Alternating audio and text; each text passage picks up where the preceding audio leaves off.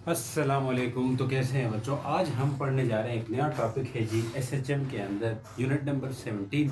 और इसमें हम पढ़ेंगे फेस। इससे पहले हमने डिस्प्लेसमेंट, जब किसी पार्टिकल का मूव क्या होता है एसएचएम के अंदर, इसके लिए इक्वेशन ड्राइव की, और एक्सेलरेशन के लिए की, वेलोसिटी के लिए की। और अब फेस को समझते हैं। फेस क्या है, ज़रा इसका फील थोड़ा आपको लेट आएगा, मतलब है क्या एक्चुअल में। लेकिन उससे पहले हम ज़रा इसको रिलेट करेंगे एसएचएम के साथ। जिन्होंने पिछला लेक्चर देखा है तो ये वाला पार्ट स्किप करके आगे जा सकते हैं, ठीक है, जो मैं अभी समझाने वाला हूँ। क्योंकि ये पार्ट उन्हीं के लिए है जो बिल्कुल नए आए हैं इसी वीडियो को क्लिक करके। तो बात करना चाहेंगे हम किस चीज़ के ऊपर? सबसे पहले बात करेंगे, यानी कि अगर कोई स्प्रिंग रहे, स्प्रिंग यानी कि मेस अटैच टू स्प्रिंग, आपको पता है, ये हमने पिछले उस दफ़ा भी बात की थी कि अगर उस स्प्रिंग के साथ क्या बंधा हुआ है, मान के चलिए कोई मेस बंधा हुआ है। अब ये मेस एम है, इस स्प्रिंग के साथ बंधा हुआ है। हम क्या कर रहे हैं, हम उसको लेके गए एक्सट्रीम पोजीशन। एक्सट्रीम मतलब जहां वो रुका हुआ था, ये मतलब ये कि उसको खींच के हम दूर लेके गए। धीरे मतलब ये नॉर्मल हालत में जो है उससे हमने दूर लेके गए इसको। अब देखें, जब इसको हम छोड़ेंगे तो ये आएगा पहले तो कहाँ पे, पहले ये आएगा अपनी मीन पोजीशन। मान ले नॉर्मल हालत में ये होता था, हमने इसको खींच के यहाँ लेके गए। नॉर्मल हालत में इस तरह होता था, ये मेस स्प्रिंग के साथ हमने खींच के इसको दूर लेके गए। हाँ सर। अब अगर मैं इसको छोड़ दूंगा वहां से, तो ये पहले अंदर की तरफ आएगा, इसी के पास आएगा। मैंने फोटो खींची, मैंने ये पिछली बार भी बताया था, फोटो खींची तो ये अंदर इधर से आता हुआ यहाँ मुझे दिखाई देगा, इधर से आता हुआ इस मीन पोजीशन में आएगा, लेकिन यहाँ रुकेगा नहीं, बल्कि ये और आगे जाएगा, यानी कि पीछे की तरफ जाएगा। और हम कह सकते हैं, मान के चले ये आ गया कुछ यहाँ पे। अब ये मेस है, अब ये कंप्रेस हो गया। पहले ये रिलैक्स था, यहाँ पे ये रिलैक्स था, अब ये क्या होगा, ये कंप्रेस हो गया, अब ये मीन पोजीशन पे है। तो हम ये कह सकते हैं कि ये पार्टिकल पीछे की तरफ आया। अब इसी तरह ये वापस से अगर हम इसको छोड़ दें तो ये वापस से अपनी मीन पोजीशन जाएगा, और उसके बाद उधर से जाता हुआ एक्सट्रीम में जा सकता है। उसके बाद से किधर जाएगा जी, एक्सट्रीम में, जो पहले से हमने बताया था। अब यहाँ पे दो एक्सट्रीम पोजीशन है, कौन कौन सी? एक वो आखिर वाली, एक वो अंदर वाली, जहाँ पे ये कंप्रेस हुआ हुआ है। तो हम कह सकते हैं यहाँ पे ये मेस यहाँ पे था। अब दो पोजीशंस है इसकी, वो क्या क्या है? अब अगर मैं बात कहूँ यहाँ से, ये पोजीशन इसकी क्या थी जी, ये पोजीशन इसकी वो वाली पोजीशन है जो एक्सट्रीम पोजीशन है, यानी x equal two plus x not वाली पोजीशन है। प्लस एक्स नॉट वाली पोजीशन यानी कि अगर कोई पार्टिकल एसएचएम कर रहा हो तो उसकी दो तीन पोजीशंस होती है। आपको पता है कि एक उसकी एक्सट्रीम पोजीशन जिसको प्लस एक्स नॉट कहते हैं, एक उसकी मीन पोजीशन जहाँ पे एक्स जीरो होता है, एक उसकी नेगेटिव एक्सट्रीम पोजीशन जहाँ पे माइनस एक्स नॉट होता है। कैसे होता है सर? देखिए, अगर कोई सिंपल पेंडुलम रहे, वो भी तो एसएचएम कर रहा है, वो हम अगला टॉपिक भी पढ़ेंगे। अगर इसको जहाँ पर लटका रहता है, जिस तरह स्प्रिंग जहाँ रिलैक्स होता है तो उसकी मीन पोजीशन होती है। सेम उसी तरह सिंपल पेंडुलम यहाँ पे लटका होता है, वो उसकी मीन पोजीशन होती है। अब उस सिंपल पेंडुलम को हम यहाँ पे लेके जाएंगे तो ये क्या होगा, प्लस एक्स नॉट होगा, और यहाँ पे जब आएगा तो माइनस एक्स नॉट होगा। सेम इसी तरह हम इसके लिए भी कर सकते हैं। इसके लिए भी अगर इस लाइन को जोड़ दूंगा, मैं इसको लाइन को जोड़ दूंगा, तो यहाँ इस साइड पे x प्लस एक्स नॉट, इधर माइनस एक्स नॉट, और इस x जीरो हो गया। इसी चीज को मैंने यहाँ पे रिप्रेजेंट किया है आपको। अब इस तरह की चीज इसके लिए भी हो सकती है। स्प्रिंग के लिए जब ये ज्यादा दूर है उस वक्त ये प्लस एक्स नॉट पे होगा। जब जहाँ पे ये रिलैक्स यहाँ पे मीन पोजीशन के पास आया था उस वक्त x जीरो था, और जब ये कंप्रेस हुआ था उस वक्त इसका x माइनस एक्स नॉट था। अगर हम फिर से हम इन तीनों लाइनों को मिला दें तो फिर इसके लिए भी इसी तरह की चीज बनेगी जो इस सिंपल पेंडुलम के लिए ये बना था। तो मतलब क्या है, इसकी ये वाली जगह क्या होगी, मीन पोजीशन। अब यहाँ से ये वाली जगह एक्सट्रीम पोजीशन कहलाएगी। अब अगर किसी को ये चीजें पता है, हम फेस की तरफ जाएंगे, टेंशन मत लो। अब यहाँ पे मैंने कहा इसको पार्टिकल को अगर छोड़ दिए, यहाँ से छोड़ दिया था, इस तरफ आया था, फिर आया आगे की तरफ, आया यहाँ पे आके ये रुका नहीं था, बल्कि और आगे गया, इधर आया, फिर इधर से वापस इधर टर्न लिया, पीछे गया, और यहाँ से होता हुआ वापस गया, अपना एक ऑसिलेशन कंप्लीट किया। तो मतलब ये टू एंड फ्रो मोशन कर रहा है। तो मतलब ये क्या है, एसएचएम है। लेकिन इसी चीज को हम रिलेट करें अगर सर्कल से। अब अगर इसका डिस्प्लेसमेंट क्या है, ये एक्सट्रीम पोजीशन पे कब जाएगा, इसकी इक्वेशन क्या होगी, इस जब जो पार्टिकल डिस्प्लेसमेंट कर रहा है ना, यहाँ पे टू एंड फ्रो करते हो तो डिस्प्लेसमेंट होता है, यानी कि मीन पोजीशन से कितना दूर है, एक्स दूर है मान के चले, तो वो उसका क्या कहलाता है, डिस्प्लेसमेंट कहलाता है। तो वो जो एक्स डिस्प्लेसमेंट होता है उसके लिए इक्वेशंस हमने निकाल रखी थी। वैसे उसके लिए जो इक्वेशंस निकाली जाती है वो किसी से कहाँ से निकालते हैं? आप कहेंगे सर वो निकालते हैं हम किसी भी सर्कुलर मोशन से, यानी कि यूसीएम से निकालते हैं। यूसीएम क्या होता है? यूनिफॉर्म सर्कुलर मोशन से हम निकालते हैं। क्यों निकालते हैं सर? क्योंकि यूनिफॉर्म सर्कुलर मोशन में, अब इसके अगर डिस्प्लेसमेंट की इक्वेशन निकालने का मैं बोलूँ आपको, इसकी डिस्प्लेसमेंट की इक्वेशन निकालने का बोलूँ आपको, तो आप निकालने में थोड़ा घबराएंगे, कैसे निकालें, कन्फ्यूजन होगी। तो इसको हम रिलेट करवाते हैं यूसीएम से, इस एसएचएम को भी हम लिंक करवा देते हैं, ताल्लुक इसका जोड़ देते हैं किसके साथ? एसएचएम, यूसीएम यानी सर्कुलर मोशन के साथ। अब ये चीज़ अगर आपको समझ आए तो सर्कुलर मोशन में जब कोई पार्टिकल सर्कुलर मोशन कर रहा होता है, उसी टाइम उस पार्टिकल का जो साया होता है यानी शेडो जो होती है, वो शेडो क्या कर देती है? एसएचएम कर रही होती है। जैसे मान के चले ये हमारे पास कोई सर्कल है, हाँ बिल्कुल है। अब इस सर्कल में हमने कहा था कि अगर किसी पार्टिकल को मूव करवा दिया जाए, ये मान के चले x0 है, ये मान के चले -x0 है, एक पार्टिकल को हम घुमा रहे हैं यहाँ पे, हाँ सर घुमा रहे हैं। अगर एक पार्टिकल को मैं घुमाऊँ, यहाँ से लेके जाऊँ, ये एक्सट्रीम है, ये हमारे पास एक्सट्रीम होगी, ये नेगेटिव एक्सट्रीम हो गया और ये x0 हो गया। तो सेम यही सिचुएशन, ये इसका डायमीटर है वैसे सर्कल का, अगर पूरे सर्कल के लिहाज से देखें, लेकिन ये हमारे पास एसएचएम कर रहा होगा यहाँ पे। कैसे? मान के चले पार्टिकल यहाँ था, फिर यहाँ चला गया, क्योंकि सर्कुलर मोशन कर रहा है, कोई पार्टिकल ऐसे घूम रहा है, ठीक, यानी कि इस तरह से घूम रहा है। तो अब पार्टिकल यहाँ पे है तो इसका जो शेडो है नीचे पड़ेगी, वो यहाँ पे आएगी, वो इस तरफ आने लगेगी। जब पार्टिकल यहाँ पे चला जाएगा तो इसकी जो शेडो है वो मजीद इस तरफ आने लगेगी, समझ रहे हो? जब पार्टिकल इधर चला जाएगा तो इसकी शेडो मजीद इस तरफ आने लगेगी। जब इसी तरफ पार्टिकल यहाँ चला जाएगा, इसकी शेडो यहाँ पहुँची होगी। देखो शेडो आगे आती जा रही है। आप इधर से लाइट ऑन करें, ऊपर से लाइट ऑन करें तो ये शेडो आगे आती जाएगी। फिर इसी तरह मैं कहूँ पार्टिकल यहाँ पे, तो यहाँ पे ये पहुँच गया। अब पार्टिकल मान के चले यहाँ पे है तो इसकी जो शेडो होगी दोस्तों वो इस तरफ होगी। बात समझ रहे हो? अगर मान के चले पार्टिकल यहाँ पे है, इस बात को समझो, फिर ये शेडो होगी वो आगे की तरफ होगी। अगर ये मान के चले पार्टिकल यहाँ पे, फिर शेडो आगे की तरफ जाएगी, फिर ये पार्टिकल यहाँ पे, शेडो आ गई। तो यहाँ पे ये शेडो है जिसे हम साया कहते हैं, वो साया क्या कर रही है? साया एसएचएम कर रही है और साथ ही साथ ये पार्टिकल सर्कुलर मोशन कर रहा है। इस चीज़ को हमने यहाँ से फील ले लिया इस बात का, ठीक, इसने सारी उल्टी कर दी। इसका हमने यहाँ से एक फील ले लिया कि शेडो जो है, इसकी जो साया है सर्कुलर मोशन में जो पार्टिकल घूमता है वो साया एसएचएम करता है। तो हम जरा इसका सर्कुलर मोशन के साथ लिंक करके इसकी इक्वेशन निकालते हैं। शर्त क्या है? यहाँ पे ये पार्टिकल ये है, इसकी ओमेगा कांस्टेंट होगी। अगर ओमेगा कांस्टेंट है तो हम कहते हैं कि ये यूसीएम होगा, यानी यूनिफॉर्म सर्कुलर मोशन, सही। एंगुलर वेलोसिटी कांस्टेंट होनी चाहिए, ठीक। अब हम इससे रिलेटेड इक्वेशंस भी निकाल सकते हैं। तो देखिए इक्वेशन कैसे निकालते हैं, यहाँ तक समझ आई। अब मैंने कहा था स्किप करने वाले यहाँ से आगे देख लें। अब इसी से हम रिलेट करवाएंगे कि अगर पार्टिकल है तो हमारा मेन मकसद क्या है? डिस्प्लेसमेंट की इक्वेशन निकालना, कि कोई सर्कुलर मोशन कर रहा है उससे लिंक करके हम निकालेंगे। मैंने कहा था डायरेक्ट इसको यहीं से निकालने की कोशिश करोगे तो मुश्किल पड़ेगी, महंगी पड़ेगी इक्वेशन आपको। तो ये बात है, तो यही बातें हैं, बात करते हैं हजारों। चलो आगे चलते हैं, बने रहो। तो ऐसा है कि अब इसी को मैं रिलेट करवा रहा हूँ, एसएचएम को रिलेट करवाने के लिए मुझे एक सर्कल बनाना पड़ेगा ताकि मैं उसको अच्छे से रिलेट कर सकूँ। मान के चलिए कोई सर्कल है, भाई फेस नहीं समझा रहे सर आप? हाँ फेस समझाऊंगा, थोड़ा रुको जरा, मैं जरा फेस का सही वाला फील दे रहा हूँ आपको, ऐसे नहीं। मान के चलिए कोई सर्कुलर मोशन हो रहा है, पार्टिकल सर्कुलर मोशन कर रहा है, सर्कल ठीक बनाए। और यहाँ से मैंने कहा अब ये पार्टिकल चला गया। पहले मैंने कहा पार्टिकल यहाँ पे था, जब टाइम 0 था उस वक्त पार्टिकल यहाँ पे। अब ये टाइम कुछ ना कुछ गुजरा, उसके बाद पार्टिकल यहाँ पहुँचा, जाहिर सी बात है। यहाँ पे पहुँच के पार्टिकल टाइम t बाद यहाँ पहुँचा, मतलब पहले 0 टाइम पे यहाँ पे था, टाइम t बाद जहाँ पहुँचा। अब यहाँ पहुँचा तो इसने कुछ ना कुछ एंगल कवर किया होगा सेंटर के लिहाज से। हाँ सर क्या होगा? वो एंगल क्या किया है उसको निकालने के लिए हम क्या करेंगे जी, ये मान के चले मैं लाइन लगा रहा हूँ इस सेंटर से। हाँ सर सेंटर से लाइन लगाई। अब मैंने कहा जो एंगल इसने कवर किया होगा वो थीटा कवर किया होगा। थीटा क्या है बेसिकली? थीटा क्या है यहाँ पे मैं बताता चलूँ।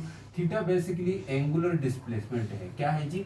एंगुलर डिस्प्लेसमेंट है, ये बात याद रखें। थीटा क्या है? Angular displacement. इस बात को ध्यान नशीन करो, समझ चुके हो सर? हाँ, एंगुलर डिस्प्लेसमेंट है। अब इसको मजीद देखें, इसकी शेडो कहाँ होगी, इसकी शेडो होगी यहाँ पे। शेडो कहाँ जा रही होगी, इधर जा रही होगी।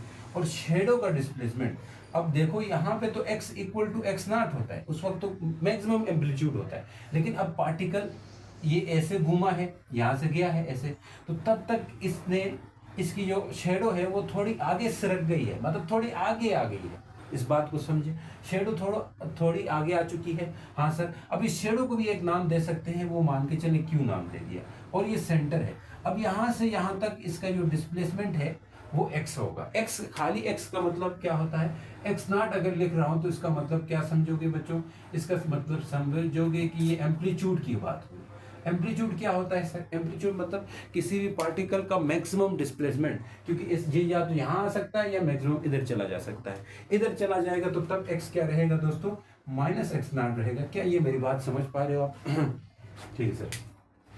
अब ये पार्टिकल कुछ जहाँ पे सरक गया है, क्योंकि ये पार्टिकल यहाँ से यहाँ चला गया तो कुछ शेडो आगे आ चुकी है, क्योंकि ऐसा होता है ना, जब पार्टिकल इधर चला जाएगा तो शेडो इधर आ जाएगी, जब पार्टिकल इधर आएगा शेडो इधर आएगी, जब पार्टिकल फिर वापस से इधर आएगा।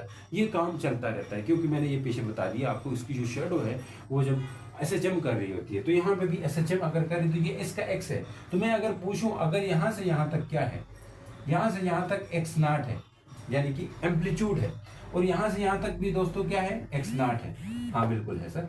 अगर यहाँ से यहाँ x नॉट है तो मुझे ये बताओ यहाँ से यहाँ क्या होगा, वो भी तो x नॉट होगा, यहाँ से यहाँ भी x नॉट होगा। मान के चले ये पॉइंट P है, O से P तक भी क्या होगा, x नॉट होगा, क्योंकि यहाँ से यहाँ देखें ना, ये O से लेके इस जगह तक, ये इस जगह तक, यहाँ मैंने कहा था x नॉट है, इस जगह तक ये रेडियस बन रहा है कि नहीं बन रहा है सर्कल का? हाँ सर रेडियस बन रहा है, यहाँ से यहाँ तक रेडियस बन रहा है। तो सोचो यहाँ से यहाँ तक क्या होगा, वो भी तो रेडियस होगा, वो भी तो रेडियस होगा। तो इस बेस पे मैंने कह दिया कि ये क्या है, x नॉट है। तो अगर यहाँ पे गौर करें तो एक ट्राइंगल बन चुकी है जो कि OPQ ट्राइंगल है। अब इस ट्राइंगल के अंदर आ जाए, वो ट्राइंगल क्या है, OPQ ट्राइंगल है। इस ट्राइंगल के अंदर आ जाए तो आप अगर ये x निकालना चाहते हो तो अब आप देखें, अगर मैं कहूँ कोई फोर्स F है और उसके साथ एंगल थीटा बना रही है फोर्स, मैं कहूँ ये वाला कंपोनेंट क्या होता है, आप बोलेंगे सर FX होता है। मैं कहूँ FX निकाल के बताओ मुझे FX निकाल के बताओ। आप रेक्टेंगुलर कंपोनेंट भूल गए क्या? नहीं सर नहीं भूले।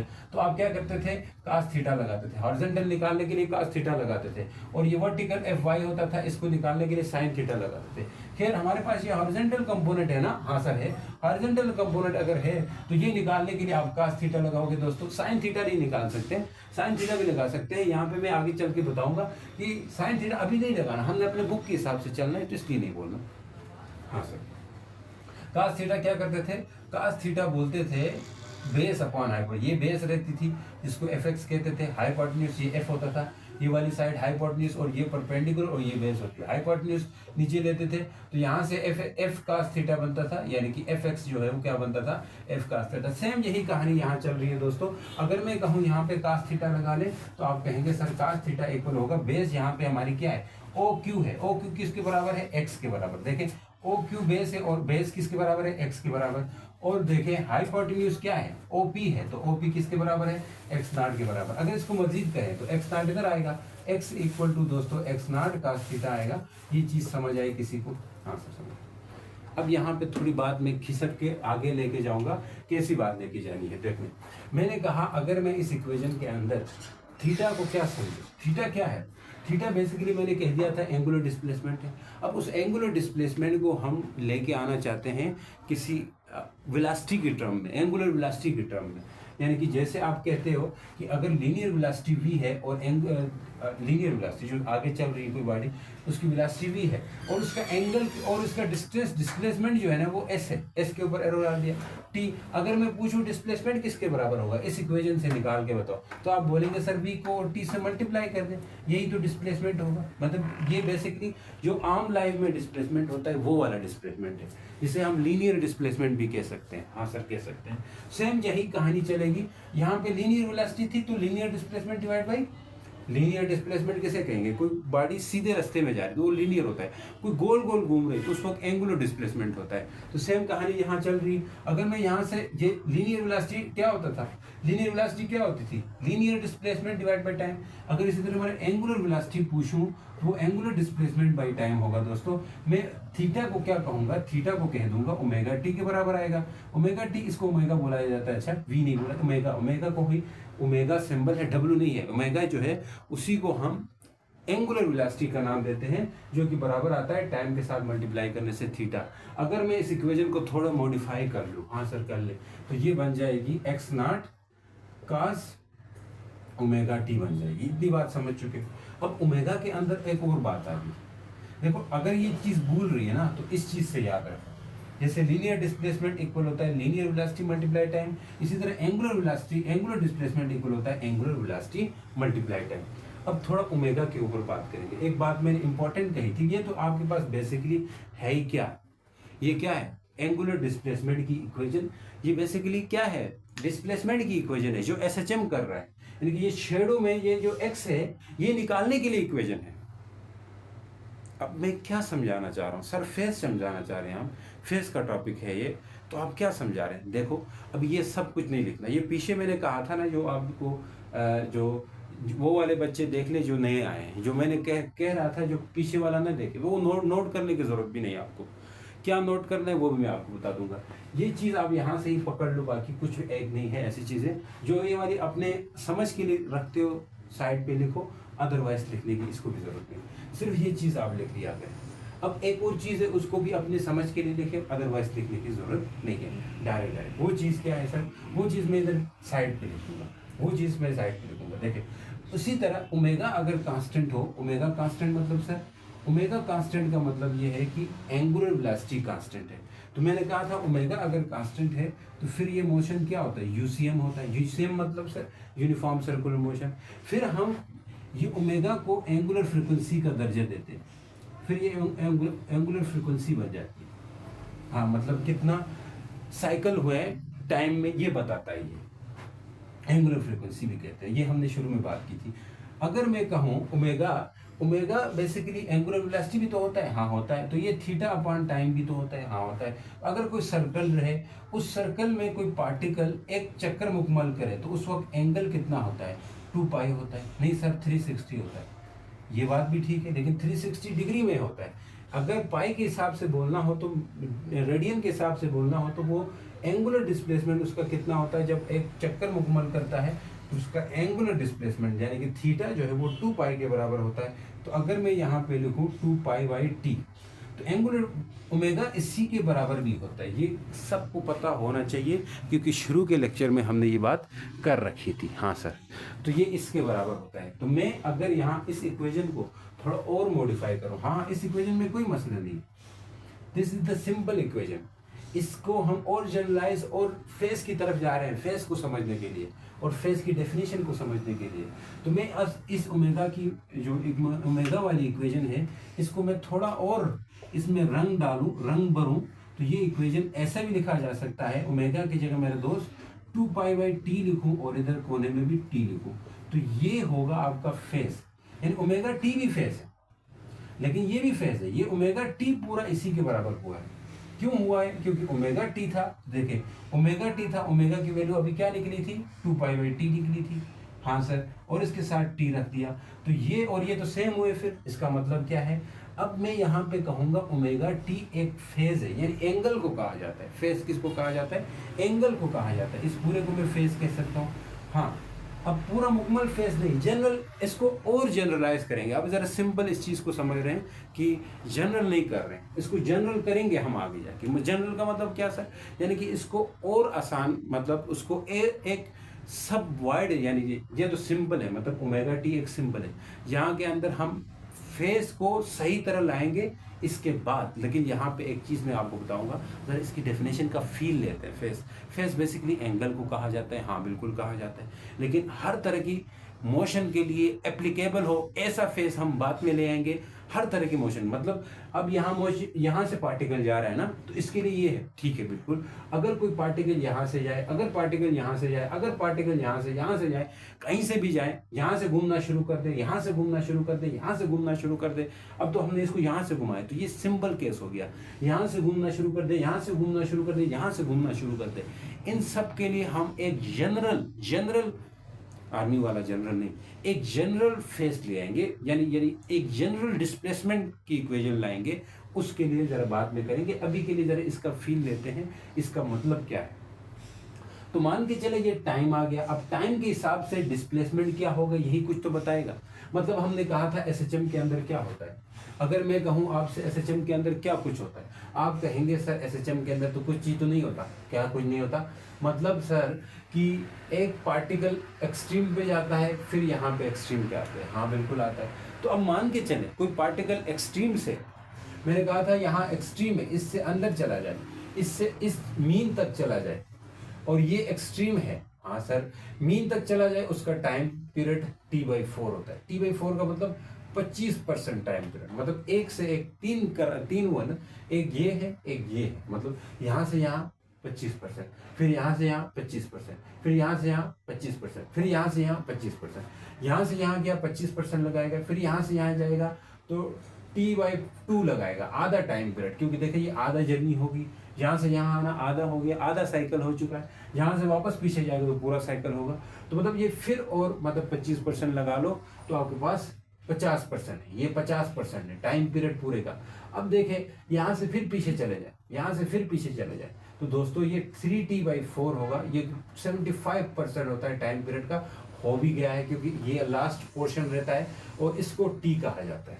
अब लाजमी नहीं है कि यहाँ से हो जाए, क्योंकि हमने ये मोशन ही यहाँ से लिया, इसलिए मैं करो, इसको आगे जनरल करेंगे, आप टेंशन मत लो।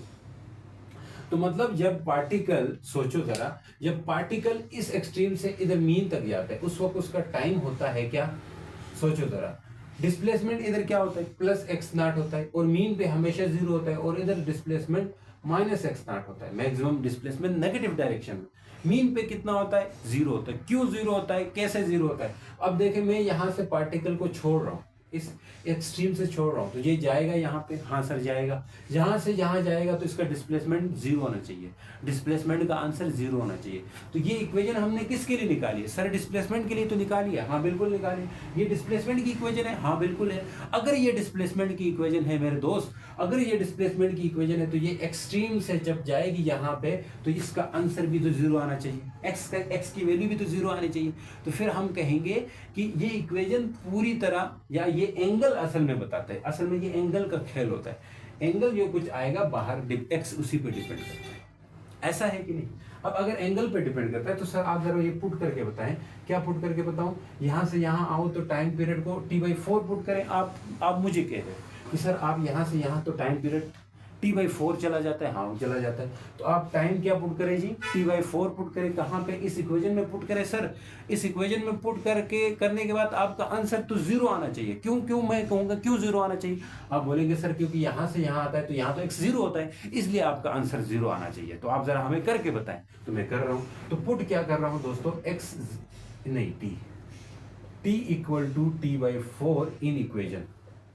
भाई इस इक्वेशन स्टार में, इसको स्टार कह देते हैं, इक्वेशन स्टार में पुट कर रहा हूँ। इसमें पुट करने के बाद देख लें, x = x0 होगा, cos होगा, फिर 2π/t है ना, t की जगह में क्या लिखूं?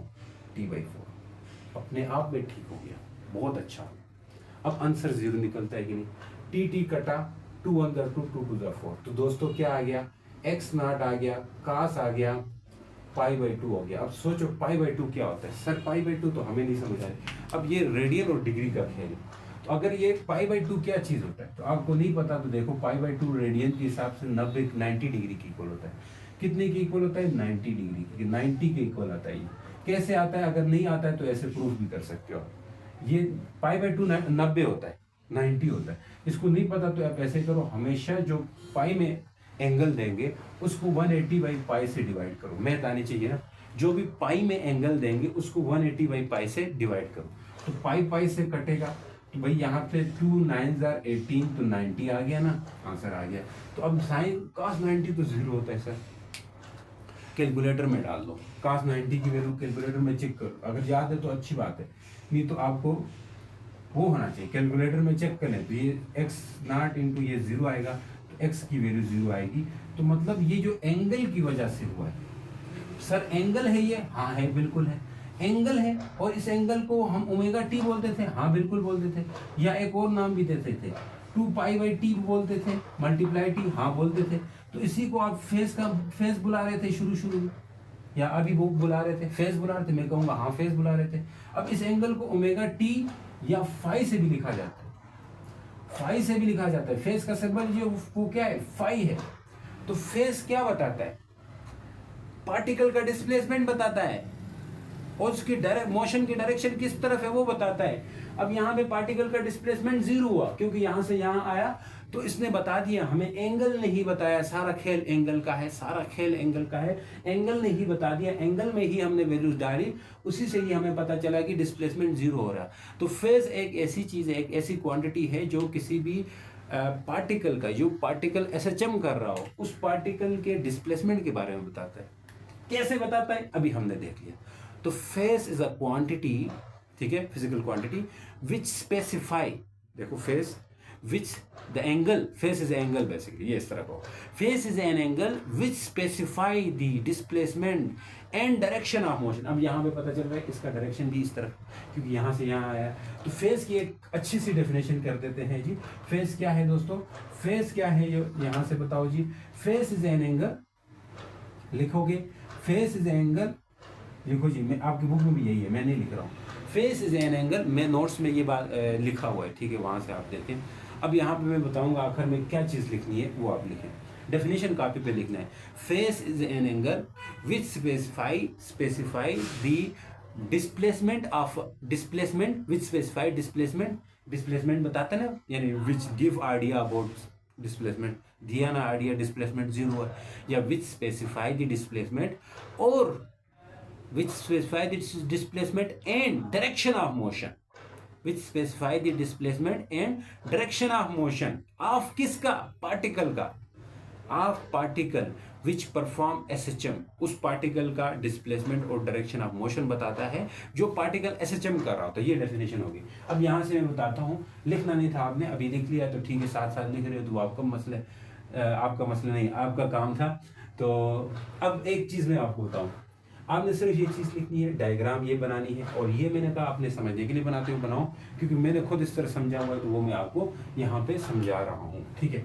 अब ये चीज़ें यहाँ पे ये बात लिखनी है, फिर उसके बाद आपने ये लिखने की ज़रूरत नहीं है, ये लिखने की ज़रूरत नहीं है भाई, ये बात लिख दी, हाँ यहाँ तक लिखा, हाँ, फिर उसके बाद डेफिनेशन लिख, ये सारा लिखने की ज़रूरत नहीं है, नहीं आपको याद करने की ज़रूरत है, ये पढ़ के समझ के बुला लो, क्योंकि ये आपने जस्ट इस ग्राफ को, यहाँ पे इसके ग्राफ भी आएंगे, या इस डायग्राम को समझने के लिए आपने रखा है। क्योंकि अगर इसको लिखते हो तो लिखो, आपकी मर्जी, नहीं तो जो नोट्स में लिखने वाली बातें हैं वो ये है, और उसके बाद आपने इस नीचे फेस की डेफिनेशन लिख दी है। अब ये हमने कहा था जनरल इक्वेशन है, मतलब सर यहाँ से शुरू होने वाली इक्वेशन है। अगर ये जनरल नहीं है, ये आपके पास सिंपलेस्ट है, जनरल बनाने की कोशिश करेंगे हम। अब यहाँ से पार्टिकल जाए, यहाँ से जाए, जहाँ से जाए, इसके लिए हम निकालना चाहते हैं, तो उसके लिए तैयार हो जाए, ठीक है जी, तैयार है हम, लड़ने के लिए तैयार है हम।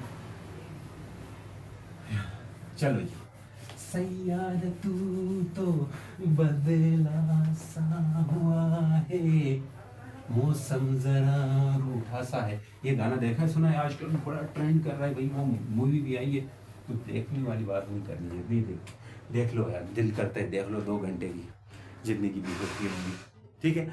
तो अब हम बात करेंगे यहाँ से नेक्स्ट एक चीज़ की, यानी कि जनरल चीज़। अब यहाँ पे ये इक्वेशन लिखनी ज़रूरी है, कौन सी, x = x0 cos omega T, ये लिखनी है। ये एक सिंपलेस्ट केस था जो आपको मैंने कहा लिखो। अब जनरल केस बना रहे हैं, general case sir, general case कैसा, अब हमें वही पार्टिकल और वही सर्कल और वही कहानी करनी है। सर्कल तो सही सा बन जाए, हाँ बन गया, चलो गुजारा कर लो। अब यहाँ से पार्टिकल ऑलरेडी पहले से यहाँ पे मौजूद है, पहले से यहाँ पे मौजूद, मतलब पहले यहाँ कहीं आया हुआ था और पहले यहाँ पे था, मतलब टाइम 0 था यहाँ पे, पहले टाइम 0 पे यहाँ पे हुआ कर रहा था ना, अब यहाँ पे आ गया, ये वाई एक्सिस है, ये एक्स एक्सिस है, आपको पता है ये नेगेटिव एक्स एक्सिस है। तो ये पॉइंट एक्स नाट होती थी, यहाँ पे एक्स जीरो होता था, यहाँ पे एक्स की वैल्यू माइनस एक्स नाट होती थी, आपको हिफज होनी चाहिए। अब ये पार्टिकल यहाँ से यहाँ चला गया, यहाँ से यहाँ चला जाने का मतलब कुछ time t equal to t बाद यहाँ गया, t जीरो पे, ये आप इनिशियल पे नहीं था, ये इनिशियल पे नहीं था। अब ये वाली जगह क्या है, अगर मैं पूछूं आप कहेंगे सर इनिशियल है, यहाँ से ये स्टार्ट है, ठीक है, इनिशियल कहीं से भी दे सकते हैं। अब यहाँ से आ जाओ ये, और यहाँ से ये। अब सोचने वाली बात है, क्या सर, क्या सोचने वाली बात है? सोचने वाली बात ये है कि ये पार्टिकल जब पहले से यहाँ पे था, यानी कि टी जीरो पे इस जगह पे था, टी जीरो पे यहाँ पे था, उस वक्त इसका कुछ ना कुछ एंगल था। हाँ बिल्कुल था, एक्स एक्सिस से कुछ ना कुछ एंगल था। वो एंगल होता है फाइनाट या यानी कि शुरू का एंगल, फाइनाट शुरुआती एंगल। ये शुरू का एंगल इसका फाई था। अब बाद में ये यहाँ से जहाँ चला तो इसका बाद का एंगल हुआ थीटा। यस, बिल्कुल सही सुना आपने। अब थीटा हुआ तो इसका मतलब है पार्टिकल शुरू में जब जहां में था तब तो उसकी शेडो यहाँ पे थी, मतलब पार्टिकल इधर से नहीं आया, पहले इधर से आता था, फिर ये आगे आया, इसकी शेडो यहाँ पे बनी। अब ये इधर जाना चाह रहा है, अंदर इस तरफ आना शुरू करेगा। हाँ सर, करेगा करेगा। ये इस चीज को ध्यान से सुनो, फिर आगे की बातें समझ आए। यहाँ पे पार्टिकल इसकी शुरू की शेडो यहाँ पे, शुरू यहाँ पे था तो इसकी शुरू की शेडो यहाँ पे बनी, मतलब इसने स्टार्ट बीच में से लिया। पहले स्टार्ट यहाँ से लेता था क्योंकि यहाँ से शुरू जाता था, अब ये स्टार्ट बीच में से ले रहा है। तो इसका मतलब है कि क्यों ले रहा है, क्योंकि स्टार्ट बीच में से क्यों ले, क्योंकि ये ऑलरेडी ऊपर था, ऑलरेडी ऊपर था, मतलब कुछ ना कुछ फाई एंगल यानी कि ऊपर था, कुछ ना कुछ एंगल इसका था, इनिशियल एंगल, शुरू का एंगल था। भाई फाई क्या है, इनिशियल एंगल है। अब यहाँ से मैंने कहा इसका जो डिस्प्लेसमेंट है, मुझे बताओ डिस्प्लेसमेंट क्या होगा। तो ये तो सर होता है यहाँ से यहाँ तक एक्स नॉट होता है, मैं कहूँगा बिल्कुल सही। यहाँ से यहाँ ये इसका डिस्प्लेसमेंट होगा सर। हाँ मैंने कहा यहाँ से यहाँ है तो ये निकाल लो, हाँ निकाल लेंगे। तो आपने ये वाली ट्राइंगल देखनी होगी, देखिए ये वाली ट्राइंगल, ये वाली ट्राइंगल समझ गए हो, ये ट्राइंगल देखनी होगी। हाँ बिल्कुल देखनी होगी। तो इस ट्राइंगल के लिए मुझे ये बताएं कि ये जो एंगल है ये कितना होगा। सर ये एंगल होगा यहाँ से यहाँ तक, टोटल एंगल तो ये होगा। टोटल एंगल में दो एंगल आ रहे हैं, ध्यान से सुनना। टोटल एंगल में कितने एंगल आ रहे हैं, दो एंगल। कैसे दो आ रहे हैं सर, दो एंगल कैसे आ रहे हैं हमें नहीं समझ आ रही है। एक शुरू का एंगल भी लेना होगा टोटल एंगल में। टोटल एंगल ये काला वाला है, टोटल एंगल ये है। तो टोटल एंगल को समझो, बात ये निकालना आसान है। ये वाला डिस्प्लेसमेंट है, यहाँ से यहाँ डिस्प्लेसमेंट है। टोटल एंगल निकालो, टोटल एंगल निकालो, टोटल एंगल निकालो। मैं अगर कहूँ टोटल एंगल, एंगल को ही क्या बुलाया जाता है, फेस, यानी कि मैं कहूँगा टोटल फेस निकालो, टोटल फेस। भाई फेस का सिंबल क्या होता था, फाई। मैं कहूँगा टोटल एंगल यानी फाई वो इक्वल होगा ऊपर वाला थीटा प्लस फाई नॉट, ऊपर वाला थीटा प्लस फाई नॉट। ये बात समझ गए हो, वाई नॉट नहीं समझे हो यार, समझे हो ना। एक देखो ये फाई है, ये वाला फाई, नीचे वाला यहाँ से ये उंगली है, एक ये वाला थीटा है, तो टोटल होगा नीचे ये फाई होगा और ये थीटा दोनों होंगे, तो इसलिए मैंने टोटल फेस ये बोला। हाँ सर, अब थोड़ा और तरतीब चेंज कर देते हैं। मैं कहूँगा थीटा किसकी इक्वल होता है, आप बोलेंगे सर ओमेगा टी होता है। अब ये मत पूछना ये कैसे होता है, ये मैंने पीछे बताया, थीटा ओमेगा टी होता है। तो टोटल एंगल ये होगा। आपको ये बेस निकालनी है, तो बेस निकालने के लिए कास थीटा जिंदाबाद। और हाइपोटेन्यूज अब ये है, तो ये कितना होता है, एक्स नॉट ही होगा सर, एक्स नॉट ही होगा। हाँ बिल्कुल होगा। तो अगर ये एक्स नॉट है तो आओ दोस्तों शेयर कराऊं तुमको SHM का और ये इसका। तो अगर ये एक्स नॉट होता है तो मैं ये बात हल्फन कह सकता हूं, अगर बेस निकालने के लिए कास थीटा लगाएंगे। भाई साइन थीटा लगता है जब आप SHM को यहाँ कंसीडर नहीं, हम यहाँ कंसीडर कर रहे हैं ना, एक्स एक्सिस में यहाँ SHM कंसीडर कर रहे हैं। हाँ सर, अगर यहाँ करें तो फिर साइन थीटा वाली कहानी होती है, सही वो वाली कहानी होती है, वो उसमें नहीं जाएंगे अब, तो कंफ्यूज मत हो। कास हो गया, ओमेगा टी हो गया प्लस फाई नॉट हो गया। भाई phi naught, what is phi naught, phi naught is initial phase, initial phase, इसको इनिशियल फेस कहा जाता है। इनिशियल फेस मतलब शुरुआती एंगल, शुरुआती एंगल, शुरुआती एंगल, शुरुआती एंगल समझते हो, शोरवा नहीं है, शुरुआती है, शुरू वाला शुरुआती एंगल है ये, ठीक है सर।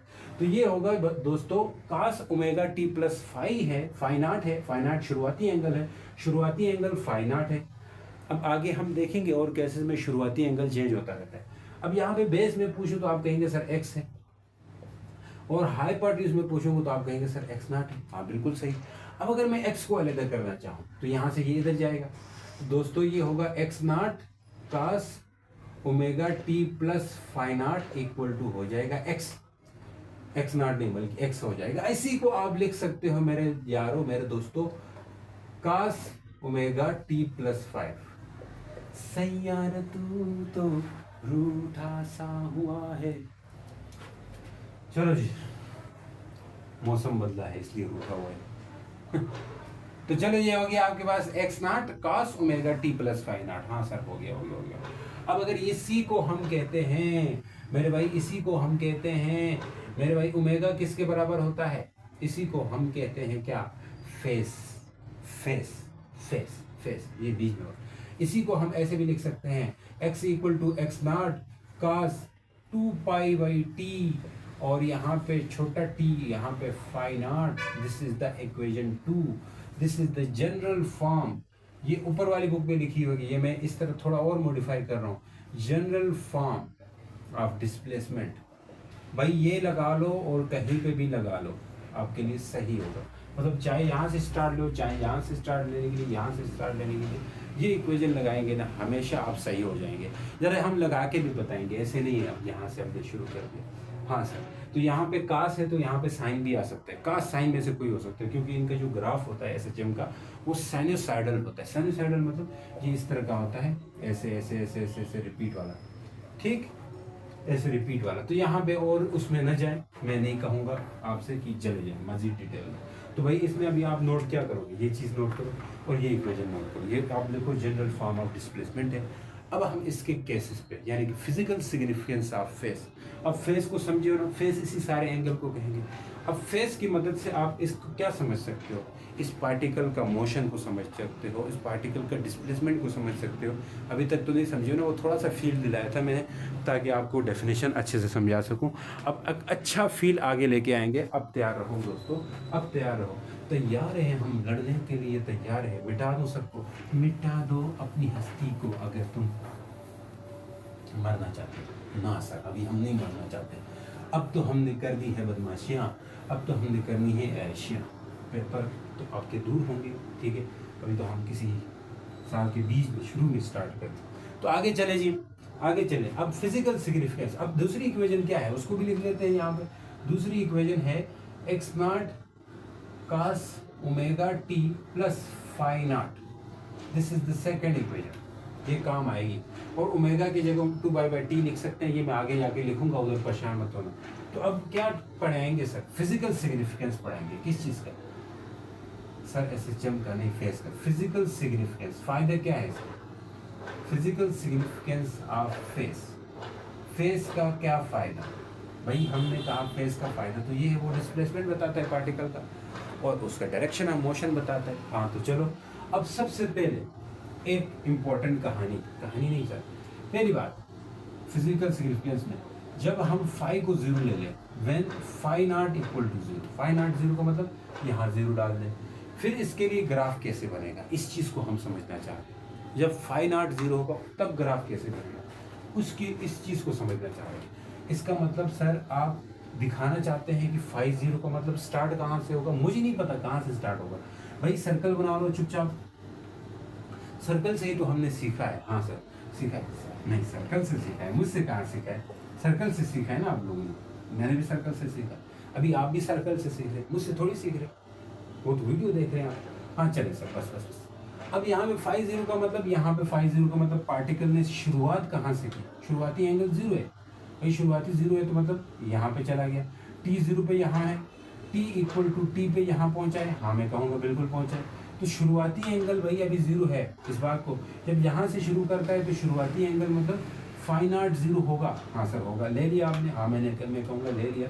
अब यहाँ से देख लें, ये पहुंचा x नॉट होता है, ये बिल्कुल होता है। इसके ऊपर हमने इसकी साया नीचे बनानी है तो यहाँ बनाऊंगा। अब ये इधर से इधर पहुंचने तक, इधर से इधर पहुंचने तक दोस्तों इसकी शेडो उधर से इधर की तरफ रवाना होगी। हाँ रवाना होगी, तो मतलब ये बीच में आई तो इसका डिस्प्लेसमेंट x होगा। अब जब शुरू में थी तो तब तो डिस्प्लेसमेंट क्या होता था दोस्तों? x not. ये x नॉट तो ये भी x नॉट, रेडियस है भाई, रेडियस है। क्या हो रहा है? रेडियस है, इसलिए सेम है। हाँ सर है। अब मैं अगर कहूँ आपसे ये एंगल कितना कुछ है, आप कहेंगे सर थीटा है। नहीं थीटा कहो या ओमेगा टी कहो, थीटा है, चलो थीटा है, वही कहानी रिपीट हो रही सर, नहीं होगी। अब इसकी इक्वेशन हमें लिखने की जरूरत नहीं, हम जनरल से करेंगे। हम कहेंगे जनरल साहब तुम किधर हो, ये कहेंगे हाँ मैं यहाँ पे हूँ। तो अब आपके इसमें हम क्या जीरो पुट करें, ये बोलेगा हाँ कर लो। जनरल साहब को हम कह रहे हैं इसको कि ये जनरल इक्वेशन है, तो हम कहेंगे क्या इधर जीरो पुट करेंगे, बोलेंगे हाँ कर लो। किसके लिए चाहते हो, कहेगा यहाँ से मूव करवा रहे हैं, हाँ कहेगा जहाँ से मूव करवाना है तो आप करवा दो, उसमें जीरो डाल दो, हाँ जीरो डाल दें। तो आए जीरो डाल देते हैं। जीरो डालने का मतलब क्या है, जीरो पुट कर रहे हैं सर। देखिए पुट करना है तो अब आ जाएगा आंसर कास, साथ में अंदर आएगा ओमेगा टी। अब भाई अगला जीरो हो रहा है तो हम लिखे क्यों, आप लिखना चाहें तो लिख लो, अगला जीरो हो रहा है तो हम नहीं लिख रहे। अब इसी को थोड़ा मॉडिफाई करके मेरे दोस्त, ये एक्स नॉट की इक्वेशन को हम ऐसा भी तो लिख सकते हैं, 2 pi by T multiply by T. अब ये टी का खेल बड़ा अच्छा है। अच्छा मतलब सर टी का खेल अच्छा का मतलब क्या, यहाँ पे आप टी डालते जाओ। अब क्या टी डालें सर, ये मान ले यहाँ से पार्टिकल ने कहाँ से शुरू किया, अब हमें नहीं पता, यहाँ से शुरू किया, यहाँ से शुरू किया।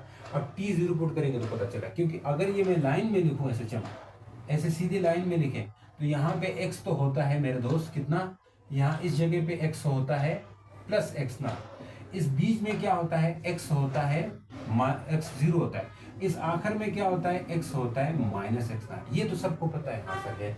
अब देखते हैं क्या आती है x की वैल्यू, डिस्प्लेसमेंट की वैल्यू क्या आती है। सबसे पहले हम t को जीरो रखना है, क्योंकि t जीरो से इसने शुरू किया, हाँ सर किया, क्योंकि मैंने कहा t जीरो यहाँ से हमने शुरू किया, एक्सट्रीम से शुरू किया, इसका मतलब एक्सट्रीम है। देखो यहाँ से एक्सट्रीम से क्या होता था, इधर जाता था फिर पीछे आ जाता था, तो एक्सट्रीम से ही ये शुरू कर रहा है, इधर से जाएगा। अब यहाँ से भी शुरू करवा सकते हैं, बुक में इस तरह है तो हम इसलिए करें, यहाँ से शुरू किया पीछे चला गया फिर इधर से इधर जाएगा। तो यहाँ से शुरू करने का मतलब यहाँ से शुरू कर रहा है, इस जगह से शुरू कर रहा है, तो सर इस जगह से शुरू कर रहा है, इधर इधर डिस्प्लेसमेंट तो प्लस में आना चाहिए, तो देखते हैं आ जाओ प्लस में आता है कि नहीं। इधर से इसने इधर शुरू किया टाइम जीरो पे, हाँ टाइम जीरो पे शुरू किया, तो पीछे की तरफ आया और इसका डिस्प्लेसमेंट प्लस एक्स नॉट है या नहीं है। जब टाइम जीरो था तो यहाँ पे था, टाइम जीरो था तो यहाँ पे था, तो इसका डिस्प्लेसमेंट जीरो आना चाहिए। ये कौन बताएगा, फेस बताएगा, फेस किधर है, फेस बताएगा। अब आज जो पुट करते हैं आराम से देख लो भाई, टी को क्या पुट किया, जीरो पुट किया। जब टी जीरो होगा तो आंसर क्या निकलेगा, देखो when t equal to zero, t zero है तो एक्स निकलेगा क्या, एक्स क्या निकलेगा मुझे नहीं पता क्या निकलेगा, एक्स नॉट जब टी जीरो है, एक्स नॉट कास यहाँ पे पुट करें 2 पाई बाई टी, और यहाँ पुट करने से ये सारा जीरो होगा, मतलब सारा जीरो नहीं होगा, x equal to x naught cos, ये अंदर वाला जीरो, कास जीरो हो जाएगा भाई, zero multiply by 2 pi by T zero आएगा, कास जीरो 1 होता है। तो इसका मतलब क्या है कि एक्स नॉट आएगा कि नहीं आएगा, हाँ सर आएगा। वे कैसे, अब ये कैलकुलेटर में डालो, कास जीरो करो तो क्या आएगा, 1 आएगा, तो 1 multiply by x not plus x not, तो इसका मतलब पार्टिकल यहाँ पे है, ये मैंने बनाया भी है। सही सर, समझ गया समझ गया समझ गया, थोड़ा और समझो थोड़ा और समझो, जरा इसका ग्राफ भी समझा दे सर। चलो आ जाओ समझते हैं, ग्राफ में इसके साथ ही बनाऊंगा। अब ग्राफ वाली कहानी समझाऊँ आपको, हाँ सर ग्राफ में कुछ कहानी इस तरह करनी होती है, कहानी नहीं सर, कहानी सुनो जुबानी सुनो ऐसी वाली बात नहीं भाई। कहानी का मतलब ये है कि आपको कंसेप्ट सुनो, कंसेप्ट समझो कहानी का मतलब कंसेप्ट है नहीं, ऐसी बात नहीं। देखो यहाँ पे जब पार्टिकल होगा इसको हम प्लस, देखो वाई एक्सिस में हम शो करते हैं ग्राफ, एक्स और वाई में, तो एक्स एक्सिस में हमेशा टाइम को लिया जाता है, हाँ बिल्कुल, और वाई एक्सिस में हम ग्राफ किस किस के बीच में बनाना चाहते हैं, डिस्प्लेसमेंट और टाइम के बीच में। तो डिस्प्लेसमेंट को हम वाई एक्सिस में रखना चाहेंगे भाई, डिस्प्लेसमेंट को वाई एक्सिस में, टाइम को एक्स एक्सिस में। क्यों सर, क्योंकि टाइम इंडिपेंडेंट होता है, हमेशा टाइम को एक्स एक्सिस में लिया जाता है। अब वाई एक्सिस में क्या रहता है, अगर यहाँ पे लेने तो ये ऊपर प्लस वाई होता है और ये माइनस वाई होता है। दोस्तों अगर ये यहाँ पे मैं बना दूँ, ये इस तरफ प्लस टी होगा, इस तरफ माइनस टी होगा, तो माइनस टी होता नहीं है, टाइम माइनस, तो यहाँ इस जगह पे जीरो होगा डिस्प्लेसमेंट, क्योंकि हम डिस्प्लेसमेंट को y में ले रहे हैं, तो y यहाँ इस जगह पे क्या होता है, y जीरो होता है ना। अब y के अगेंस्ट हम y में x लिया है, जो y एक्सिस है उधर x लिया है, तो इसलिए x जीरो होगा। अब ऊपर प्लस y होता है तो इधर प्लस x होगा, तो इसलिए मैं इस जगह पे, इस ऊपर वाली जगह पे प्लस एक्स नॉट लिखूंगा, समझो इस बात। और इधर नीचे माइनस y होता है, तो मैं इस नीचे वाली जगह पे यहाँ पे माइनस एक्स नॉट लिखूंगा। ये चीज मैं बार बार नहीं बताऊंगा, अभी बता रहा हूँ, माइनस एक्स नॉट लिखूंगा, 9-10 का रिजल्ट है, ठीक है। ये मैं माइनस एक्स नॉट लिखूंगा भाई, माइनस एक्स नॉट लिखूंगा, 9-10 का रिजल्ट आ गया, ठीक, मुबारक हो 9-10 वाले, ये 9-10 वाले तो नहीं है, तो हमने 9-10 के लिए भी एक चैनल बनाया। 9-10 के रिजल्ट से मुझे याद आया, उस चैनल को भी आप प्यार दे दें। अगर आपके कोई छोटे भाई बहन भाई पढ़ते हैं तो उनको ज़रूर बताना। क्या नाम है सर? PDW class 9-10। हाँ लिख देता हूँ। पी जहाँ तक आए तो लिखो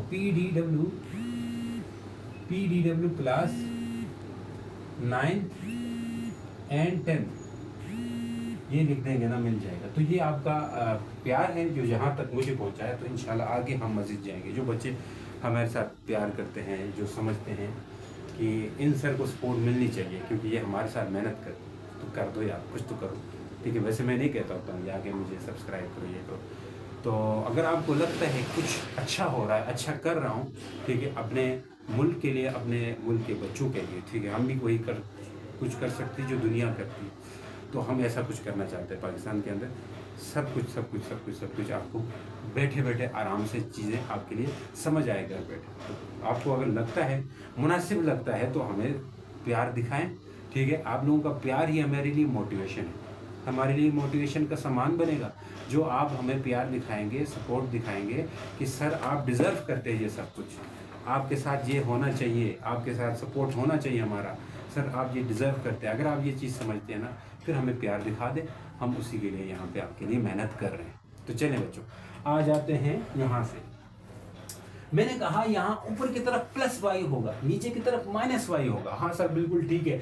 अब आपने टाइम को सर ले रखा है एक्स एक्सिस में, टाइम को आपने एक्स एक्सिस में, तो यहाँ एक्स एक्सिस छूट गया, तो एक्स तो डिस्प्लेसमेंट होता है, तो एक्स को फौरन मजबूरन यहाँ पे आना पड़ेगा। वाई वाली जगह वाई को कहेंगे, एक्स कह देगा भाई जगह दो, ये तो टाइम में एक्स हूँ, मुझे तो एक्स एक्सिस में होना चाहिए। ये कहेगा ये तो टाइम ने ले लिया एक्स एक्सिस, तो मुझे इधर वाई को कहेगा तू इधर जगह दे, तो वाई की जगह एक्स लिखेंगे, प्लस एक्स ऊपर की तरफ माइनस एक्स।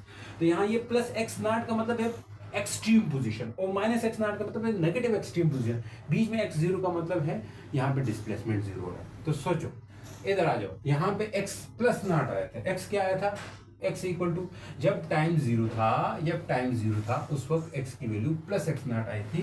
तो यहाँ पे होगा ग्राफ, पार्टिकल यहाँ पे, बिल्कुल सही सुना आपने, बिल्कुल सही सुना। ये मिटा देते हैं, ये भी मिटा दे, तू भी जा भाई, बस बहुत हो गया, प्रमोशन हो रही है सर। ना ऐसी बात नहीं। अच्छा जी, मैं दूसरा टाइम पुट करूंगा यहाँ पे। टाइम क्या पुट करे जी? जीरो पुट किया है, हाँ बिल्कुल किया है। अब देखो मैंने कहा था यहाँ से यहाँ आने तक आधा सफर हो जाएगा, 25% टाइम होगा। उस 25% टाइम को हम लिख सकते हैं कि T/4 होगा। जब ये पार्टिकल इस एक्सट्रीम से यहाँ पे आना चाहेंगे, कहाँ पे, इस मीन पोजीशन में, तब इसका डिस्प्लेसमेंट टाइम पीरियड कितना होगा, T/4। तो वो T/4 हम यहाँ पुट करना चाहते हैं। टाइम क्या हो जाएगा जी, T/4। अभी लंबे तरीके से मत समझे सर, T/4।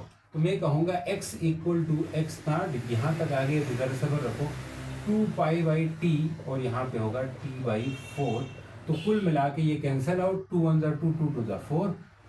तो मेरे भाई x नॉट का π/2 होगा। हाँ ये तो हमने किया था सर, हाँ बिल्कुल किया था। x π/2 मतलब 90 होता है, तो ये जीरो आएगा। यहाँ पे जीरो होता है कि नहीं होता? हाँ होता है। तो मतलब पार्टिकल का ग्राफ भी साथ साथ समझ लें आप। यहाँ से ये जीरो मतलब इस लाइन के ऊपर आएगी, मतलब ग्राफ ऐसे आएगा, ऐसे ठीक यहाँ पे आएगा, लेकिन इस जगह पे ग्राफ आएगा, इस जगह पे पार्टिकल आएगा। पार्टिकल यहाँ पे आया, हम कह देंगे कि इस वक्त आने तक टाइम इसने कितना लिया, T/4 लिया। तो ये T/4 टाइम भी यहाँ पे लिख देंगे। पोस्टमार्टम हो रहा है भाई, ग्राफ शराफ सारे आसान लग जाएंगे। तो ग्राफ ये ऐसे x0 यहाँ पे आएगा, इसके आगे बिल्कुल थोड़ा ऐसे सीधा नीचे नहीं आएगा, थोड़ा ग्राफ तो ऐसे कल्टी मार के आता है, कल्टी मार के आता है। तो ये x0 हो गया। थोड़ा और समझ लेते हैं, x0 को सर ऊपर लिखते हैं, ठीक है, ये x इक्वल टू 0 हो गया, डिस्प्लेसमेंट 0 हो गया। तो देखो फेज ही बता रहा है हमें।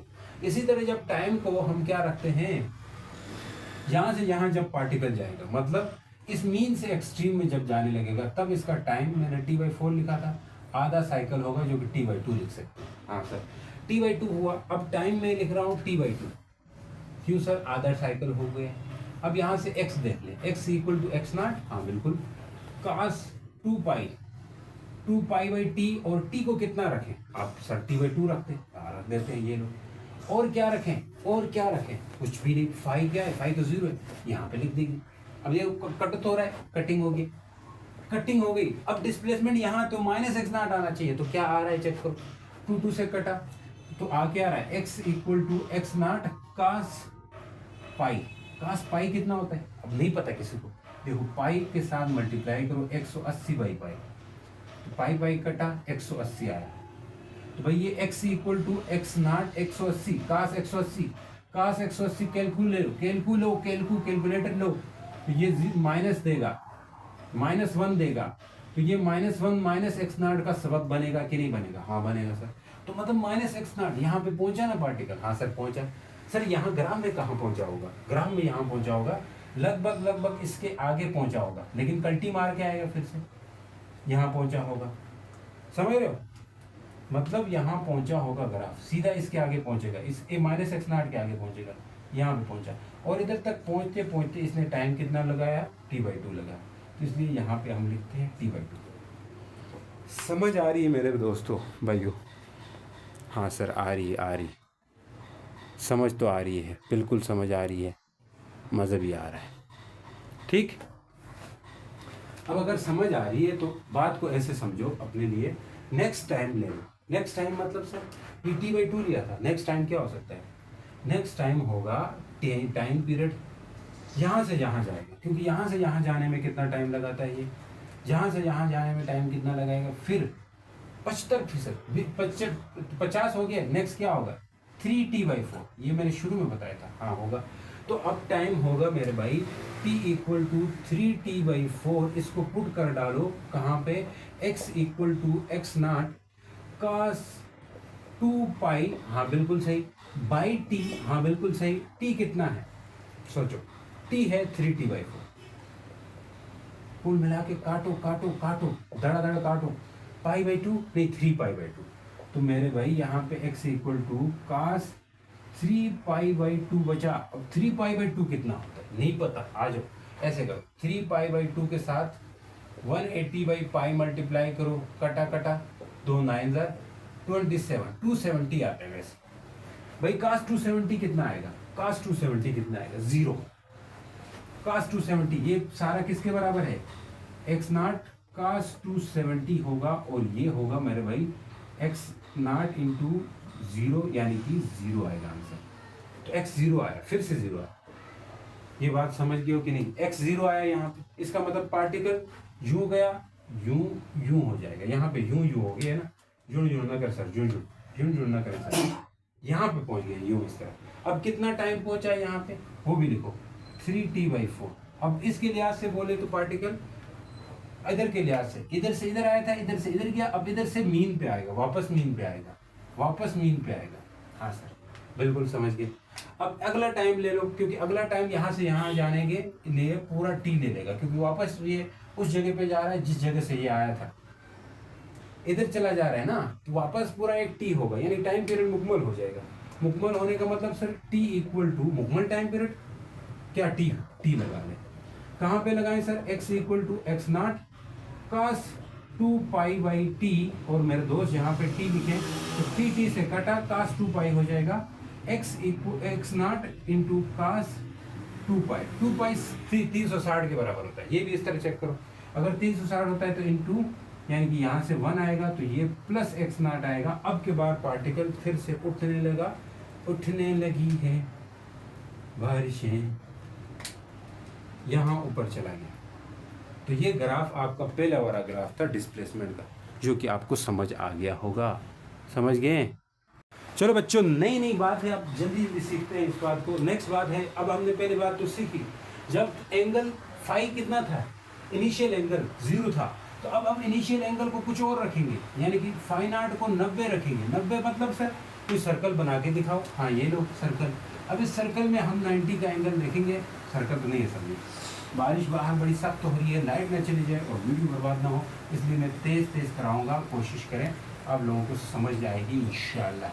अब इनिशियल एंगल 90 है, मतलब इधर से 90 ऑलरेडी आगे है, 90 आगे है मतलब 90 यहाँ पे है, ऑलरेडी यहाँ पे पार्टिकल है। अब इस पार्टिकल का t0 पे यहाँ पे है, तो ये कुछ आगे जाएगा, मान के चले यहाँ पे t इक्वल टू t पे यहाँ पहुँचा। अब मैं कहूँगा अगर ये यहाँ पहुँचा तो इसका बताओ जी इनिशियल कितना है, यहाँ से यहाँ सर फाई ओ 90 का है, 90 का है। अब अगर मैं पूछूं ये टाइम टी बाद कितना कवर किया, मतलब जीरो टाइम पे तो यहाँ ऑलरेडी इनिशियली 90 पे था, हाँ था, लेकिन टाइम टी बाद इसने ओमेगा टी कवर किया तो इसका मतलब है इसका टोटल फेज बताओ। टोटल फेज मतलब टोटल फेज की जरूरत ही नहीं है, आप इसमें पुट कर दें, क्योंकि सर इसमें 90 रखना चाहेंगे, हाँ मैं कहूँगा हाँ बिल्कुल रखना चाहिए। तो अगर इसमें 90 रखें तो खेल इक्वेजन 2 क्या वो बनेगी, इक्वेजन 2 बिकम्स लिख दोगे, इक्वेजन 2 बिकम्स मतलब बन जाएगी क्या, बन जाएगी ओमेगा टी प्लस 90 रख दोगे। भाई 90 को हम पाई बाई 2 भी बोल सकते हैं, क्या मैं ओमेगा की जगह लिख दूँ 2 पाई बाई टी लिखे सर, आपकी मर्जी। 90 डिग्री की जगह लिखे पाई बाई 2, 90 डिग्री पाई बाई 2 होता है। तो ये इक्वेजन में और थोड़ा निखार पैदा हो जाएगा। इक्वेजन में निखार कैसा सर, क्या इक्वेजन ने कुछ लगाया नहीं ना, कुछ भी क्रीम पाउडर नहीं लगाया, ऐसी निखार आ गया इसमें। निखार मतलब इसमें और रंगत बढ़ गई और इसमें रंग बढ़ गए। चलो जी आ जाओ, तो इक्वेजन ये बन गई। अब ऐसे इस इक्वेजन से हम करें क्या, इस इक्वेजन से कुछ भी ना करें, डिस्प्लेसमेंट निकाले टाइम के लिहाज से। अब यहाँ पे टी जीरो पुट करें, अब देखें पार्टिकल कहाँ से कहाँ जा रहा है, उसी तरह की कहानी है, पार्टिकल कहाँ से कहाँ जा रहा है। वही बात यहाँ पे मैं चेक करूँगा, यहाँ पे मैं कहूँगा पार्टिकल अब यहाँ से इस जगह को x equal to x naught बोला जाता है, इस जगह को x इक्वल टू 0 बोला जाता है, इस जगह को x equal to minus x naught बोला जाता है। पिछला समझा, अभी बहुत आसान हो जाएगा। अब मैं यहाँ पे t 0 पुट करता हूँ, पहले t इक्वल टू 0 पुट करता हूँ। अगर t 0 पुट करते तो ये x नाट क्या निकलेगा, x equal to x naught cos 2 pi by t, मतलब ये तो सारा 0 हो गया, खाली पाई बाई 2 बच गया। हाँ सर, यहाँ 0 पुट करें, खाली पाई बाई 2, खाली पाई बाई 2 मतलब 0 है, मतलब x 0 है सर, x 0 है, मतलब डिस्प्लेसमेंट 0 है। तो पार्टिकल कहाँ पे होगा, पार्टिकल होगा दोस्तों यहाँ पे है, बिल्कुल सही, पार्टिकल यहाँ पे है, समझ गए सर, ये अब t 0 था, बिल्कुल सही। अब पार्टिकल कहाँ जा रहा है ये मुझे भी नहीं पता पार्टिकल मतलब x 0 पे है, तो इसका जरा ग्राफ भी बनाए यहाँ पे। हाँ सर बना ले, तो ये ग्राफ हो गया आपका, बन रहा है। तो यहाँ पे हो गया प्लस एक्स नाट, यहाँ पे x हो गया, x 0 होता है, और यहाँ पे माइनस एक्स नाट होता है। तो टी 0 मतलब पार्टिकल यहाँ पे है, मतलब बिल्कुल ये इस जगह पे है, हाँ टी 0 पे यहाँ पे है। ये डिस्प्लेसमेंट वर्सेस टाइम ग्राफ है, तो यहाँ पे टाइम जा रहा है आगे, टी है। अब टी 0 पे ये आ गया। नेक्स्ट टी अगर मान के चले पार्टिकल उधर जा रहे हैं, उस तरफ जा रहे हैं, तो टाइम हो गया आधा टी बाई 4, फिर टी बाई 4 होता है, क्योंकि ये 25% हो जाएगा इसका इधर तरफ टी बाई 4। तो टी बाई 4 पुट करें तो क्या आएगा, टी बाई 4 कहाँ पुट करें, इस इक्वेशन में। तो x equal to x naught 2 pi by t into t by 4 plus pi by 2 करेंगे। भाई सब कुछ हल करना आना चाहिए आपको। टी कटेगा, 2 कटेगा, तो भाई क्या आएगा, तो यहाँ पे एक्स नाट पाई बाई 2, नहीं कास कौन लिखेगा, x naught cos pi by 2 plus pi by 2। तो भाई बताओ x naught pi by 2 pi by 2 pi by 2 यानी कि पाई बाई 2 माइनस कास 180 आएगा जी, कास पाई आएगा अगर चेक करो तो, एक्स नाट कास 180 आ जाएगा, कास 180 माइनस 1 होता है, तो माइनस एक्स नाट होगा। माइनस एक्स नाट कहाँ पे होता है, यहाँ पे होता है। तो पार्टिकल यहाँ पहुँचा, पार्टिकल यहाँ पहुँचा, इधर से इस तरफ चला गया और इधर पहुँचा, समझ गए, इस तरफ चला गया। अगर मैं यहाँ पे बताऊं, पहले पार्टिकल यहाँ पे था, इस पे भी बता सकते हैं, फिर इस तरफ चला गया, अब यहाँ पे माइनस एक्स नाट होता है, यहाँ पे पहुंचा, इस तरफ गया यहाँ पहुंचा, अब यहाँ पे बताऊंगा। अब मतलब माइनस में जा रहे हैं ना, माइनस एक्स नाट मतलब ये नीचे की तरफ गया, यहाँ पे चला जाएगा, इस बात को भी समझो। और इस जगह पे टाइम कितना होगा, टाइम कितना होगा,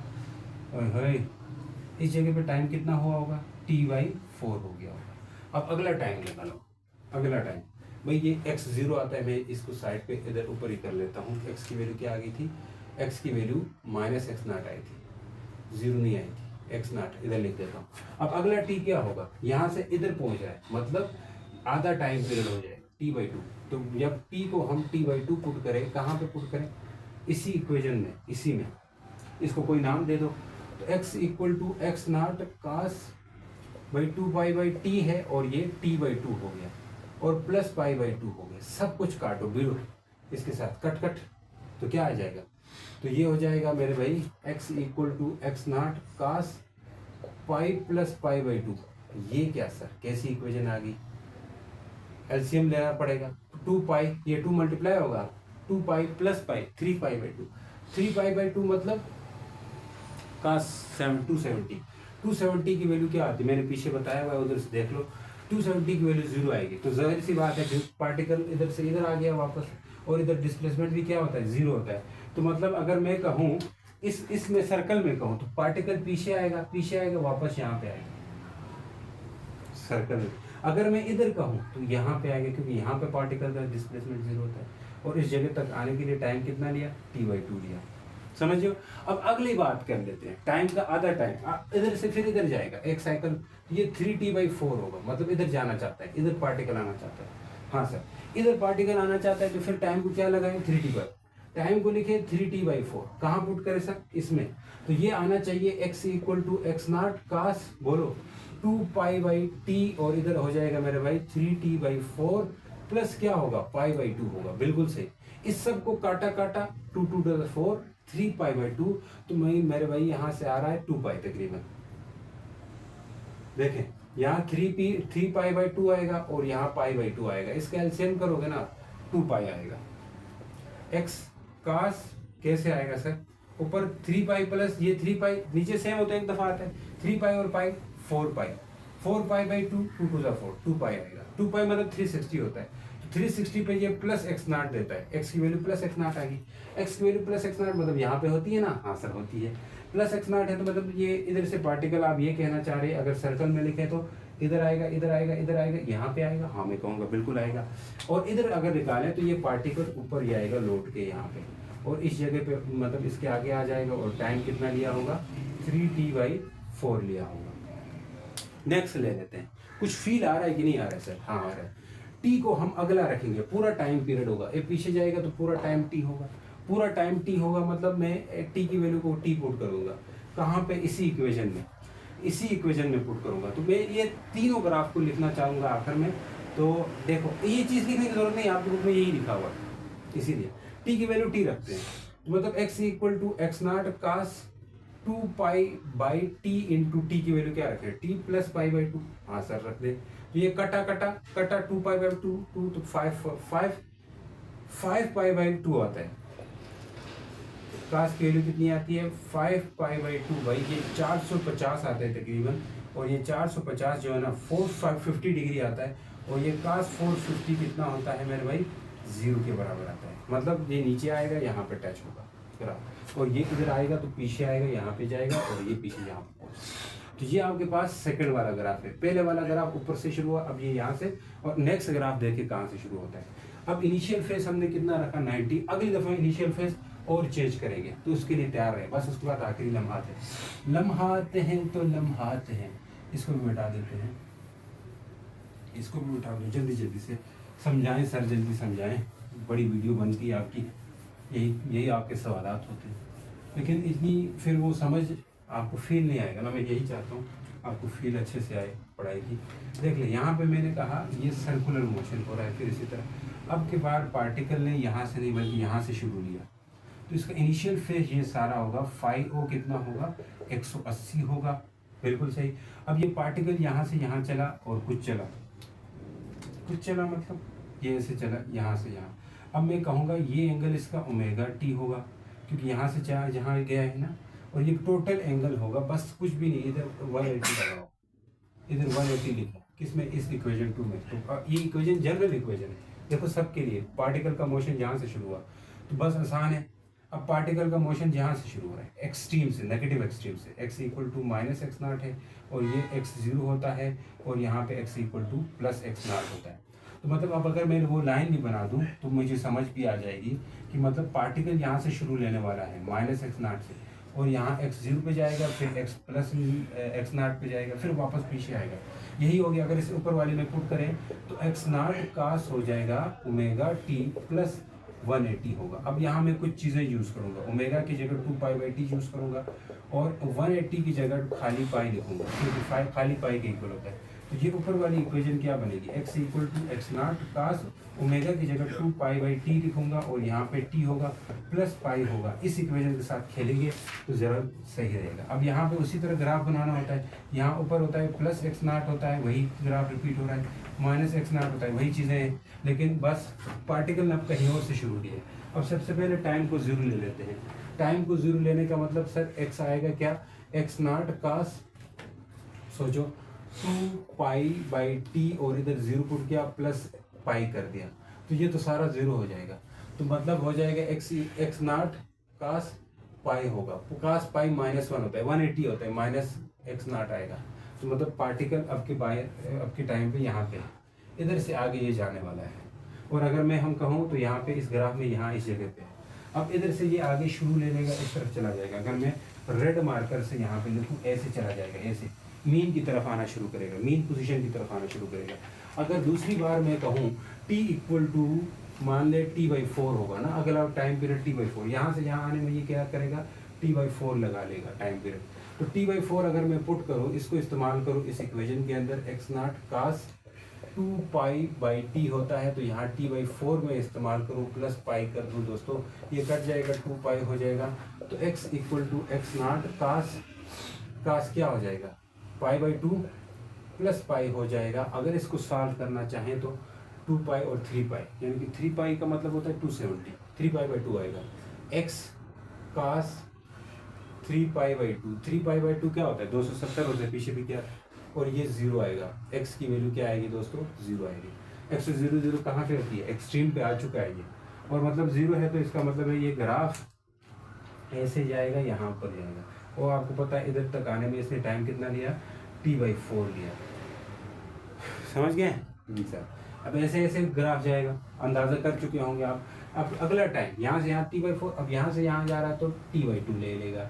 जब t/2 करेंगे ना, इसमें पुट करेंगे, इसकी वैल्यू अलग आएगी। अब सेम यही वैल्यू क्या है जी, t/2 है, तो कहाँ पुट करें सर, कहाँ पुट करें इसको, मैं कहूँगा इस इक्वेशन में पुट करो।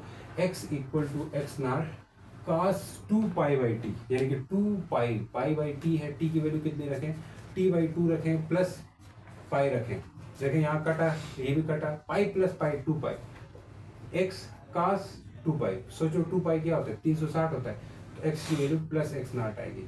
मतलब पार्टिकल यहाँ पे आ चुका है। ये फेस बता रहा है ना, देखो ना क्या बता रहा है, डिस्प्लेसमेंट बता रहा है, क्या बता रहा है, डायरेक्शन ऑफ मोशन बता रहा है, किधर किधर जा रहा है एसएचएम के अंदर पार्टिकल। हाँ सर, तो मतलब यहाँ से अगर इस ग्राफ में अगर आप ले लें तो ये प्लस एक्स नॉट में जाएगा, ऊपर इधर तक जाएगा।